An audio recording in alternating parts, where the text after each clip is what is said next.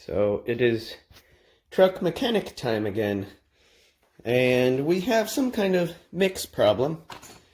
So we changed the throttle body right here and throttle body position sensor, and then we have the idle air control motor and valve is coming, and that could also be the problem. We're at 226,000 miles. Yep, and we're gonna look under here. Hold on. All right, apparently it doesn't allow you to do wide angle video with the light on. So, we are replacing the fuel pump, and this is the gas tank, and that's not gas. That is liquid wrench, because everything is so rusted under here. Oh my god. And so I've gotten these from the filler neck. I've gotten those disconnected, and those were very difficult to get apart. And then, let's see what we can see up in here. So, the fuel pump is in the top of this tank, and there you can see the little plastic thing. So, I gotta drop the tank. Well, the tank has 6 gallons of gas in it right now. But in order to get this little shield off that went underneath this tank, I couldn't get all the bolts off. They're just too rusted, so I had to go buy a new toy. And this is the new toy. Quite fun. So I have this, and then I bought this.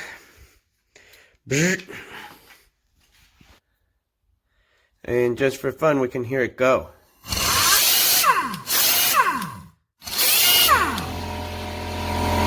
And then it's not fun, but we can hear that go.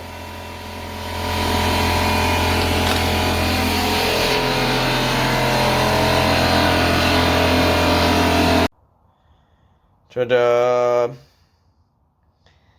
So this is the gas tank, and there's still gas in there. So I used this fuel transfer pump, and I was able to put a light in here and siphon out some debris that I don't remember putting in there. So this is the old fuel pump, and I had to detach the lines from the fuel filter, which is further up there, because these connectors are an abomination, and whoever engineered these clips needs to find a different job, I think. But we finally got it done. This was such a pain in the ass, and we're not done, obviously. So now we got to put the new fuel pump in there. Well, the fuel pump is back in, but it did not fix the problem. So now I'm going to fuel injectors, and in order to test them and test the electrical system, I have to take off the air intake manifold. Now, luckily I've done this a couple times before, luckily or unluckily, but there are 8 star drive screws, bolts that thread into the block from the air intake manifold on top, and you can see right there is one of them. Now that one stripped out, so I have JB welded the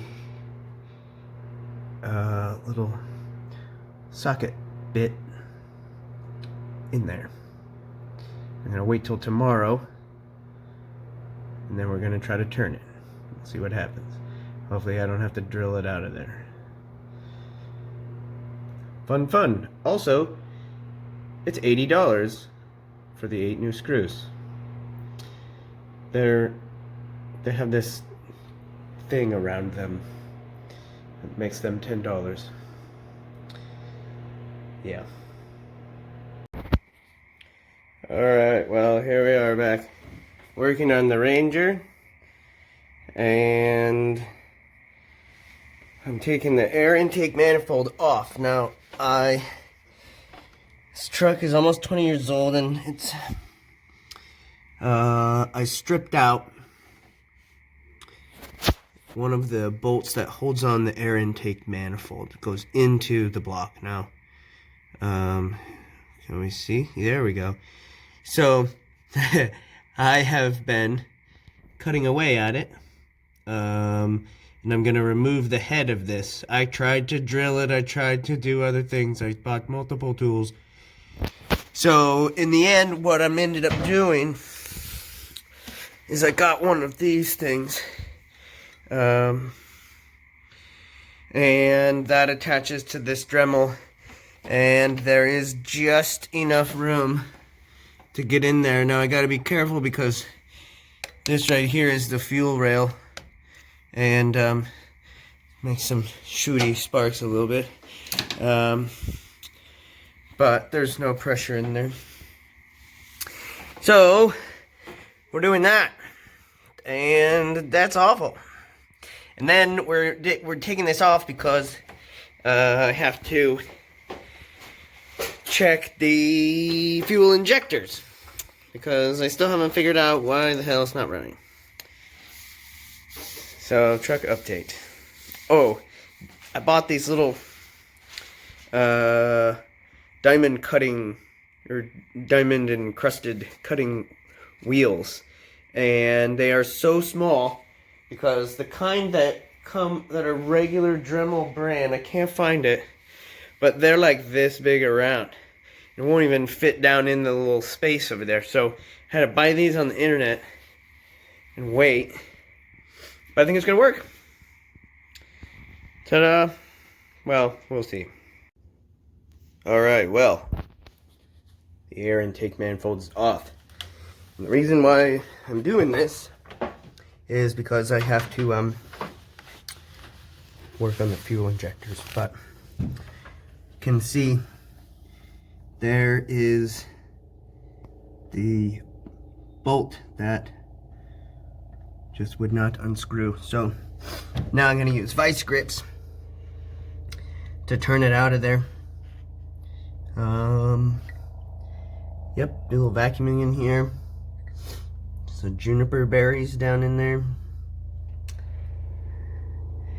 So now I'll disassemble the fuel injection system here and test the electrics and inspect those fuel injectors, and hopefully we'll find our problem. So this is the bolt, and what I did was I cut the head off, and then, which took forever, it's a very poor access, and then the bolt just slipped through. Truck update. So these are the fuel rails. I got them out, and then I got all the injectors out.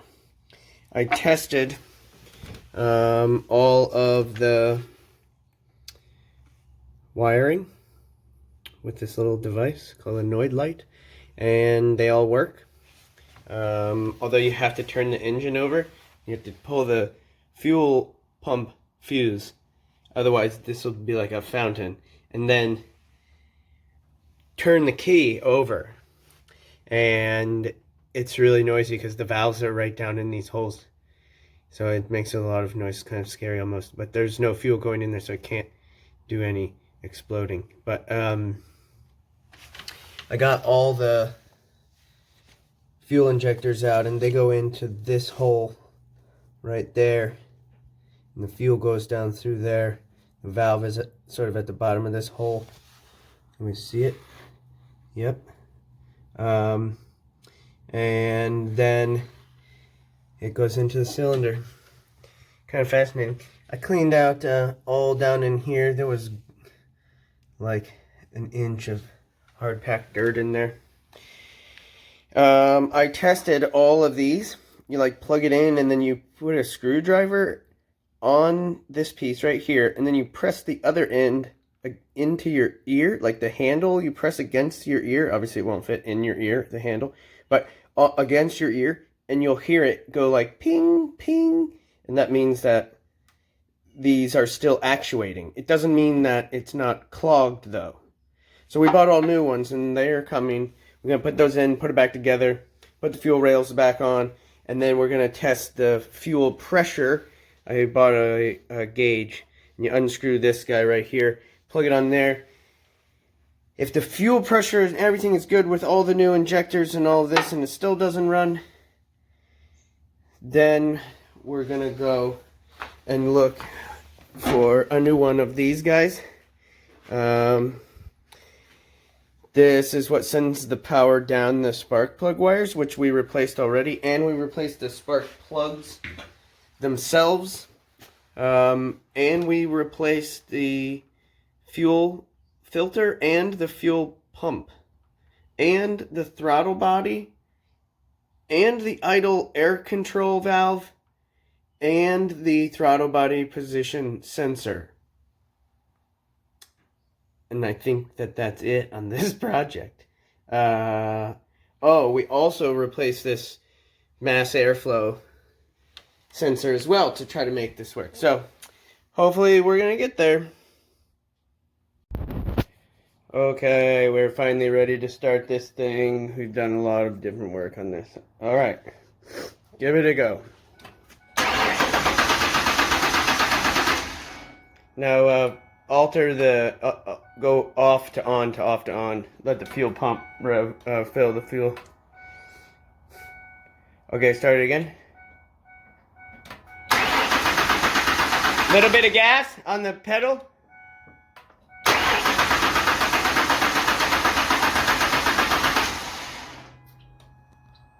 Oh man.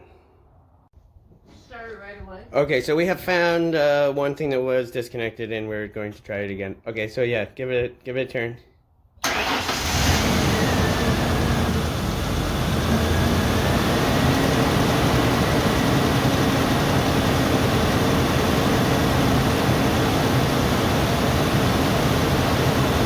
Well, that sounds good so far, but it would kind of do this before, and then it would start to bog after a minute, but it's settled down to idle.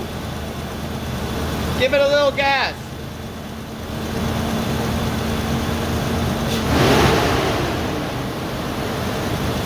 Bring it up slower, up to 2,500. Hold it steady. Okay, let off completely. Let it fall all the way to idle. I think we may have fixed it. Oh my God. OMG. I believe we may have fixed it. So we gotta bolt on the bits that hold up the gas tank. They're sitting on blocks right now, the gas tank is. And then we'll give it a test run.